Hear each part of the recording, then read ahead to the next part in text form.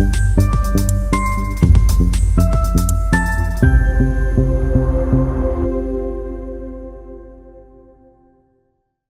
वर्ष भी गीता जयंती पर्व पर शहर के सत्यनारायण मंदिर में धार्मिक कार्यक्रम आयोजित किया गया, जिसमें सुबह धार्मिक ग्रंथों की झांकी सजाई गई। फिर वैदिक अनुष्ठान संपन्न हुआ, जिसमें आचार्य मुकेश श्री शर्मा व आचार्य संतोष जी शर्मा द्वारा गीता जी का अनुष्ठानिक पाठ किया गया। तत्पश्चात गीता जी का 15वें अध्याय का स्वस्वर पाठ उपस्थित मारवाड़ी ब्राह्मण सामान्य जनों ने संपन्न किया। शाम को भजन संध्या का आयोजन किया गया। सेंधवा में वैद्यशी परिवार के आधार स्तंभ स्वर्गीय वैद्य आचार्य जी गजानन जी शर्मा द्वारा 60 वर्षों पूर्व शुरू की गई इस परंपरा का निर्वहन आज भी वैद्य जी परिवार कर रहा है, जिसमें विविध आयोजन होते रहते हैं। बड़े वैद्य जी के समय गीता जी के श्लोकों की प्रतियोगिता आयोजित होती थी, जिसके अर्थ भावार्थ व उसके अभिप्राय को लेकर श्लोकों को व्याख्या की जाती थी, जिसमें शहर के लोग हिस्सा लेते थे, जिसे संकलन कर काशी विद्वत परिषद भेजा जाता था।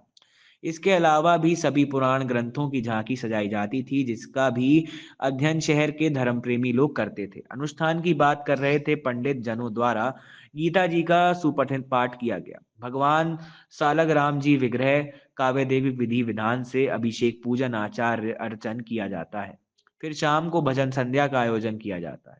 यह एक सामूहिक उत्सव के रूप में मनाया जाता है, जिसकी जिम्मेदारी परिवार द्वारा निभाई जाती रही है। स्वर्गीय आचार्य वैद्य गजानन शर्मा द्वारा करीब 60 वर्षों पूर्व शुरू की गई थी। इसके बाद से प्रत्येक वर्ष परिवार व सनातनी शहरवासियों द्वारा मिलकर गीता जयंती महोत्सव धूमधाम से मनाता रहा है।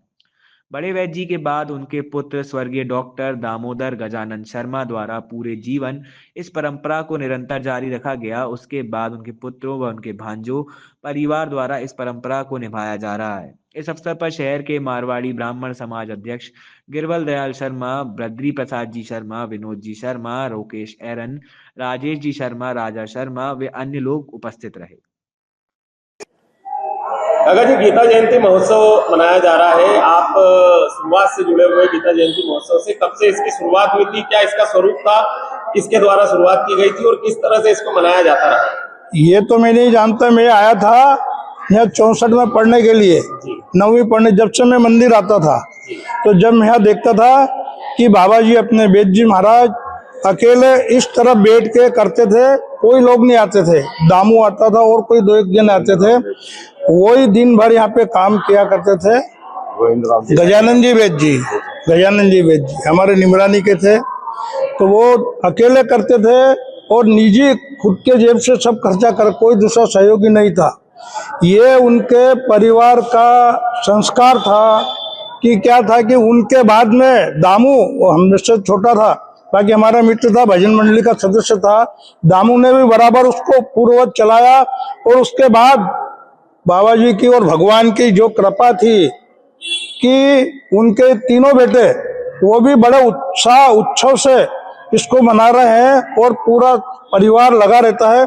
आज तक मैं समझता हूँ कि ये कार्यक्रम रोज दिनों दिन बढ़ता रहा है, लोग जुड़ते रहे हैं और इन तीनों भाइयों का ऐसा सहयोग रहा, छोटे का, बड़े का, ये मामा, ये भांजे, ये भी आते रहे बराबर, और इतना अच्छी तरह से हो कि आज तो बड़ा बढ़ गया इसका। जी गीता जयंती महोत्सव के आज आप आए हैं, समाज के सभी लोग, क्या कहेंगे? आज गीता जयंती महोत्सव है। यह वैद्य जी परिवार और ब्राह्मण समाज विगत 60 वर्षों से मनाता आ रहा है। गीता जयंती का हिंदू धर्म में एक विशेष महत्व है। श्री कृष्ण ने, अर्जुन ने जब हथियार डाल दिए थे तो श्री कृष्ण ने अर्जुन को गीता जी का ज्ञान दिया था। इसमें यह ज्ञान अर्जुन के लिए ही नहीं, समस्त विश्व के लिए है। इसे मोदी जी, बराक ओबामा जी, विदेशी लोग भी अपना रहे हैं और इसके ऊपर अमल कर रहे हैं।